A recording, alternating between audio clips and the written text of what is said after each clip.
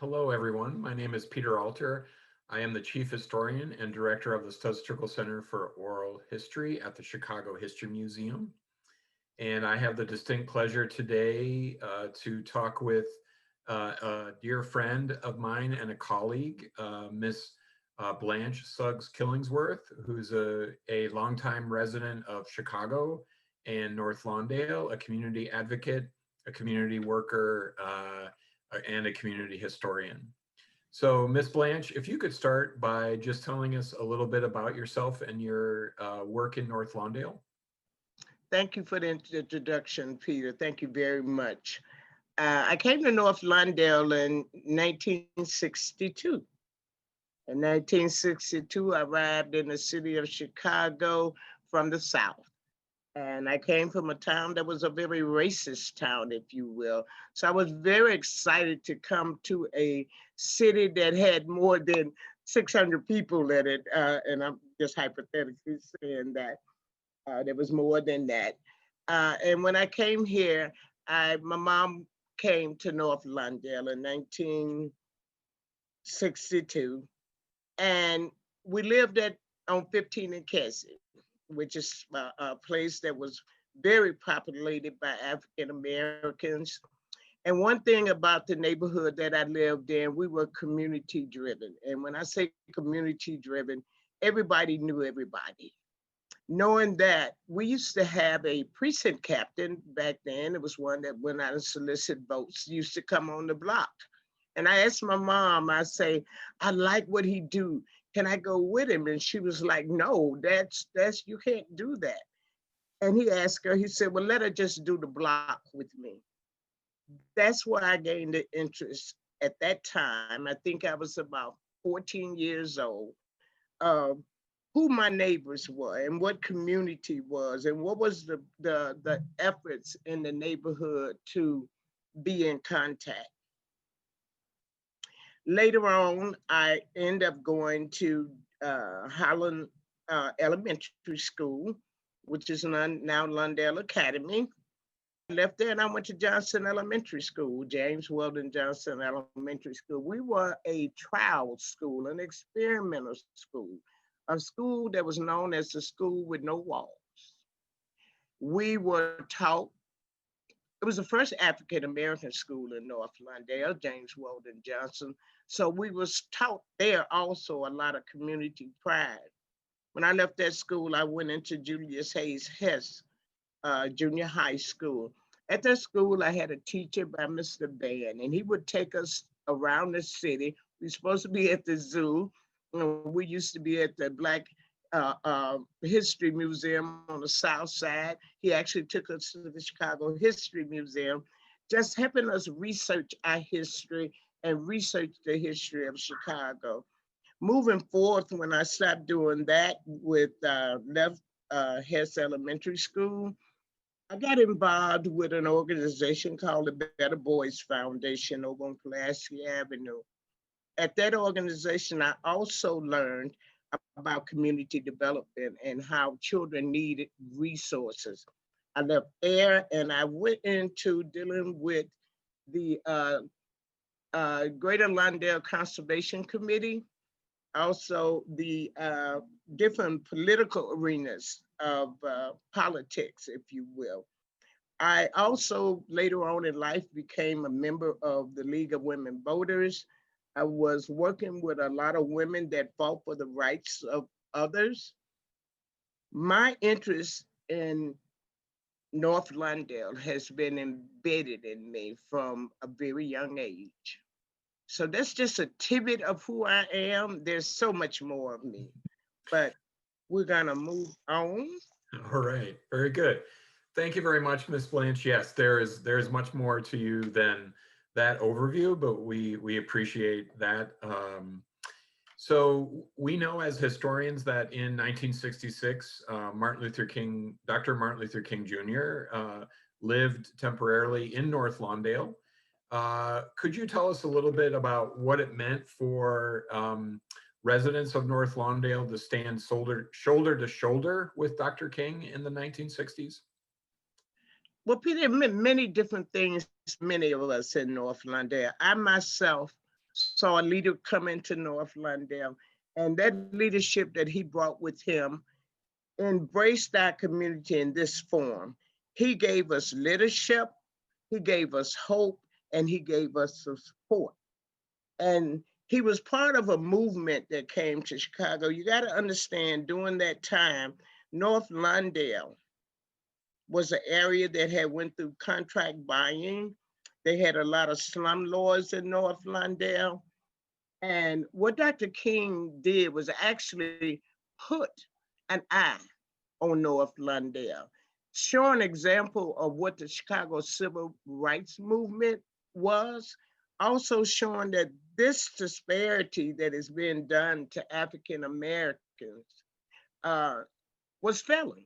I mean, it was bringing the neighborhood down. It also revealed to the nation how slum landlords treated their tenants. Now, being mindful that these same slumlords was also some real estate speculators, if you will. They were investors, investors that was there merely for the money and not for the betterment of the community. And this is what it meant to me when King came to North Lawndale. I saw a man that had a vision, an anti-violence vision, and said, you know what?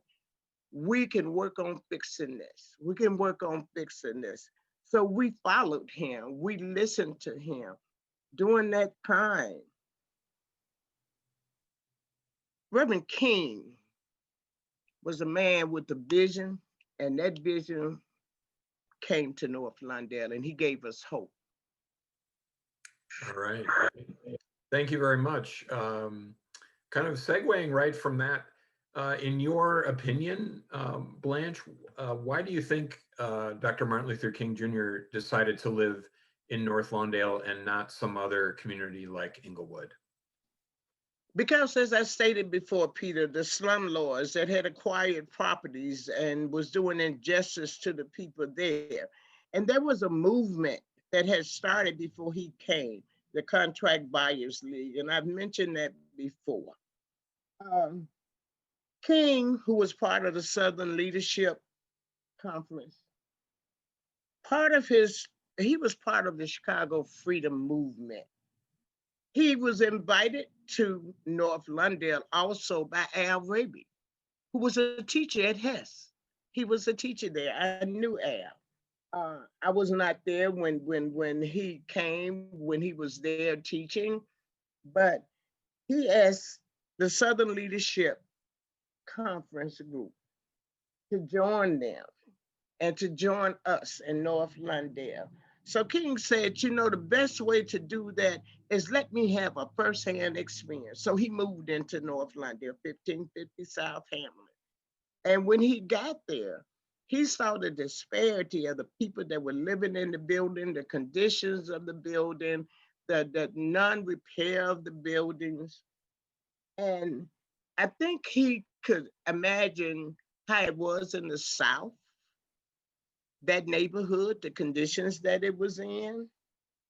And once again, because of the contract buyers movement, he saw that we were a people that was willing to work for what we needed and wanted in North Lawndale. He saw that.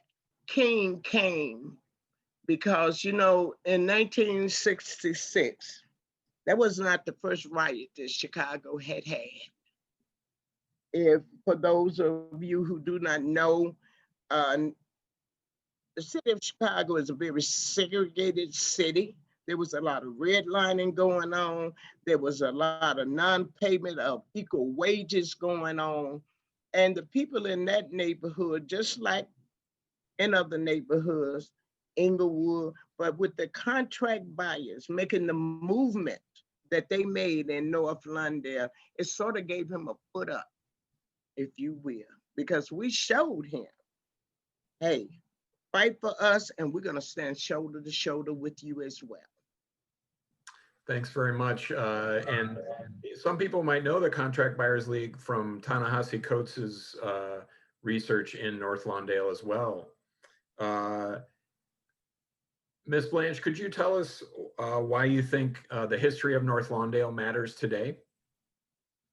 Because if you look at the past of North Lawndale, the segregated disinvestments, the systematic disinvestment on all levels of economic development, home ownership, this history has been established in North Lawndale many, many years ago, and it still exists now. It shows the strength and the resistance of my community. It shows the many leaders that have came out of North Lawndale. And a lot of people don't know about some of those leaders, such as Hyman G. Rickover, who was a nuclear activist. Cornelius Coffey, the first aviator, Black aviator, had the first African-American aviation school. Eartha Cousins, who was the director of the United Nations Food Program.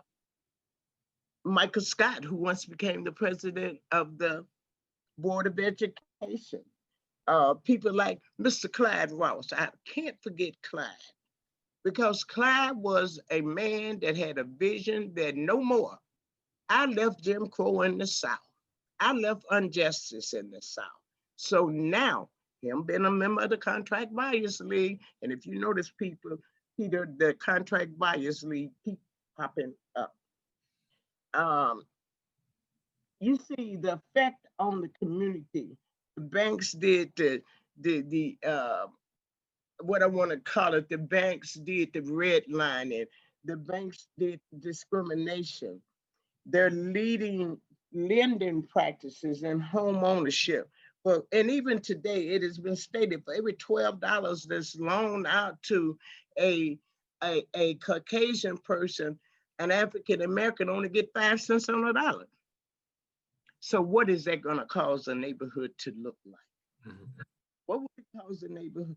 You may own the house, but you can't repair the house. You may be buying the house, but you can't fix the house. You will not qualify for a larger loan to get a better living situation. Therefore, once again, allowing for the inability to repair those homes causes the neighborhood to look the way that it does now. And then the city of Chicago did a huge disinvestment in neighborhoods like North Lawndale, Garfield, Inglewood. They walked away. But now, with the change that I see is happening, I have a mayor, and I'll say it.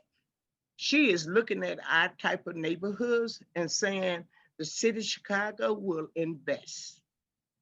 And with that, I want everybody to understand that when I talk about the history of North Lawndale, I talk about the Central Park Theater, you know, a lot.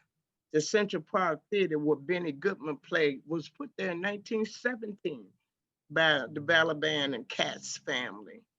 That theater has so much history to it. Many of us North Lawndalians went there and enjoyed movies, plays, theaters. Once again, building on our assets, Ogden Avenue, Route 66. We have more land of Route 66 in North Lawndale than any other community. Motor Row, it used to be called. I want to let everyone know the rich history of North Lawndale. And once you take a good look, don't listen to the media. Come in and look at the community. Look at the people that's there. You got some residents been in North Lawndale for over 62 years. Same building that they bought on contract. And they raised their children there. I raised my child there. My mother raised me there. We are a history neighborhood that the city of Chicago can proudly put on its shoulders with the right investment, and say, this is a part of Chicago. Look how close we are to the loop. So with your focus on history, Ms. Blanche, could you wrap it up for us by telling us about the North Lawndale Historical and Cultural Society? Yes, I can. First of all, let me tell you what our mission is. and the Historical Society is a venture that was started by myself, Dr. Charles Leaks. And who we are, we're a spinoff of Small Grants. That's who we used to be called. The North Lawndale Cultural Society sees its mission and purpose of chronicling the history of North Lawndale, letting the world know about the history, and narrating and educating the community. It's really important that a person know where they've been and where they're going. You cannot have development unless you know where you're going. We are a group of residents and stakeholders in the Lawndale community that have made a decision back in 2010 to let the world know about North Lawndale. We have been on Open House Chicago. We do tours of North Lawndale. We did them for Rush University, Neighbor Works of America. We had, Dr. Leaks had a group come from Israel to North Lawndale to see us. He had a group come from Africa to see us. So North Lawndale and some of our partners that we've been involved with, such as Duke University, Bruce Orstein, Rush University, all of these people, we're part of Preservation Chicago. The North Lawndale Historical Society is building the knowledge to Chicago about our neighborhood and also teaching the children of North Lawndale about who they are, what they wear, and where they're going. So that is very important to the Historical Society. We ask the Historical Society to ask you to help us continue our work. Help us research.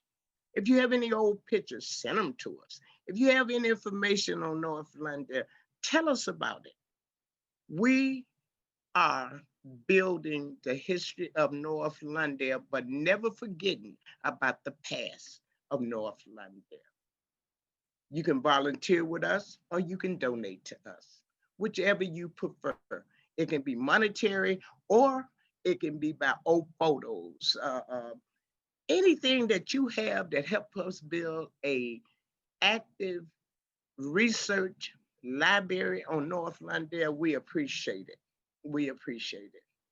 And on that note, I thank you for listening to me today, and be curious about us because we're curious about you, and especially if you're from where we are. Wow, that was just wonderful. Thank you very much. Of course, you can visit the North Lawndale Historical and Cultural Society's website. And thank you very much, Ms. Blanche, for the overview of your life and your work. We really appreciate it.